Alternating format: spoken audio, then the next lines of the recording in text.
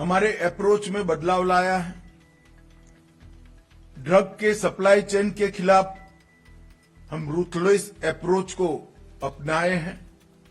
Demand reduction में strategic approach अपनाया है और जो उसके भोग बने हुए विक्टिम हैं उनके साथ ह्यूमन अप्रोच के साथ हमने आगे बढ़ने का तय किया है।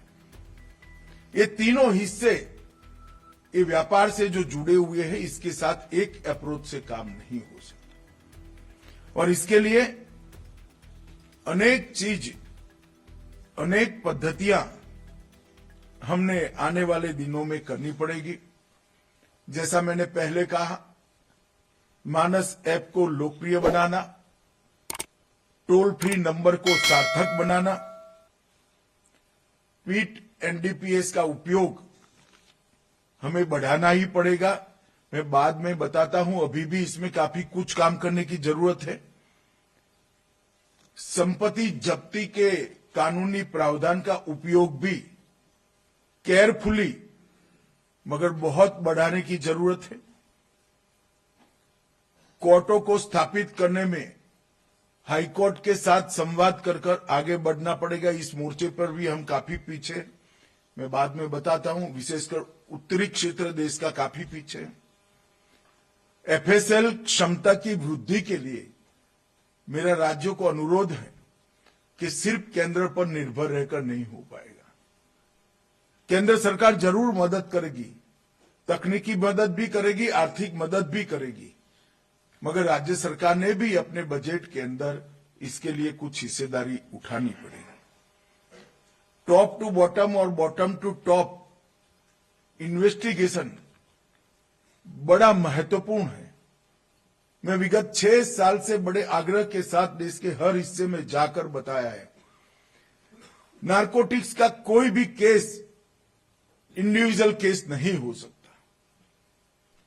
एक छोटी सी पुड़िया उपयोग करने वाला कोई नशेड़ी पकड़ा जाता है तो उसको तो हम नशा मुक्त अभियान के केंद्र में पहुंचाए, मगर वो पुड़िया कहां से आई और पुड़िया से लेकर देश में इसकी एंट्री या उत्पादन कहां तक हुआ, वहां तक का जब तक इन्वेस्टिगेशन नहीं करते हैं, एजेंसियों ने इसको इन्वेस्टिगेशन को समाप्त नहीं मानना चाहिए।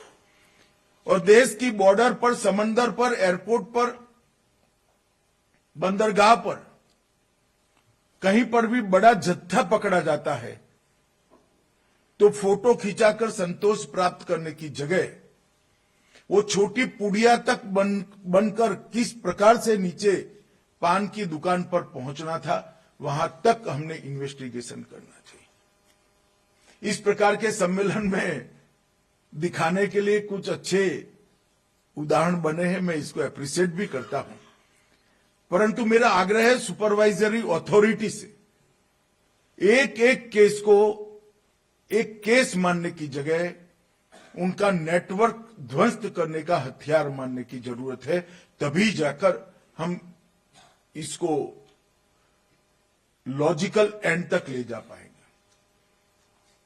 दूसरा मेरा आग्रह है कि कोई भी नशे का कारोबार क्यों करता है, तो आर्थिक उपार्जन के लिए करता है, पैसा कमाने के लिए करता है। इसका फाइनेंशियल इन्वेस्टिगेशन और संपत्ति जब्त करने की कार्यवाही हम जब तक नहीं करेंगे तब तक ये वृत्ति को रोकने में सफल नहीं होगा। जब उनको मालूम पड़ेगा कि पैसा भी चला जाता है, बदनामी भी होती है और जेल में भी जाना पड़ता है, तभी जाकर ये प्रवृत्ति बंद होगी। तो कोई भी बड़ा केस फाइनेंशियल इन्वेस्टिगेशन करे बगैर समाप्त करने की हम गलती न करें, इसको आगे बढ़ाएं, वो भी बहुत जरूरी है।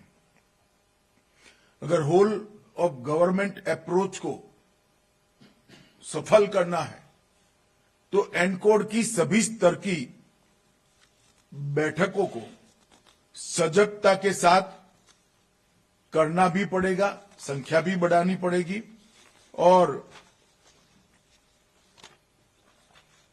इसको संवेदना के साथ परिणामलक्षी भी बनाना पड़ेगा। इसमें भी अभी मैं आग्रह करना चाहता हूं राज्य के सभी डीजीपी, मुख्य सचिव और मुख्यमंत्री, राज्यपालों को कि जिला स्तर की बैठक पर आप जरूर भाग दीजिए। जिला स्तर पर शिक्षा विभाग, जेल, आरोग्य विभाग, अपना मेडिसिन, केमिकल और फर्टिलाइजर डिपार्टमेंट, पुलिस और राजस्व, ये सारे एकत्रित आते हैं। और अगर एक जिले को हम नशा मुक्त करते हैं तो देखते देखते देश को नशा मुक्त कर देंगे।